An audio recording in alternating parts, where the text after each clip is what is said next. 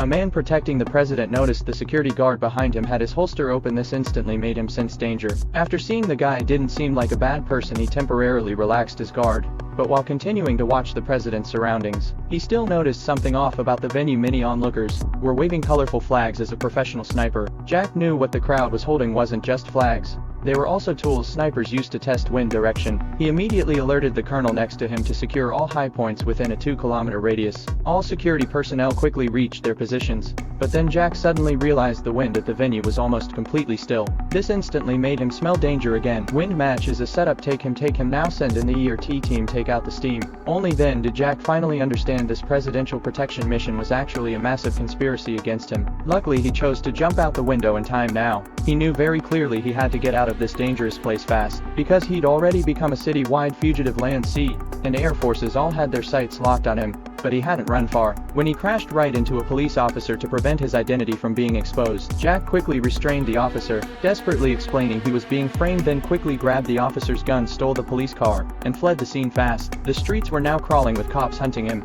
Plus Jack had unfortunately been shot earlier. Where could he possibly escape to? To avoid police attention, he drove the car into a car wash. While the car was being washed, he climbed to the back seat, quickly bandaged his wounds, then hurried out of the car wash. Police already knew about Jack's car. Soon they locked onto his position, cornering him under a big bridge. Seeing more and more police cars arriving, Jack threw it in reverse and drove straight into the river. By the time police reached the river, Jack had already vanished without a trace under cover of a large boat. He temporarily escaped police capture, but Jack didn't dare let his guard down, so he stole another car, drove away from the bridge area because he knew police had all their attention focused on the river now. Soon Jack successfully escaped the city. First thing he did was go to his ex-girlfriend's house, because his ex-girlfriend was a doctor. When his ex saw Jack, she was terrified, because she'd also seen the news about Jack being wanted.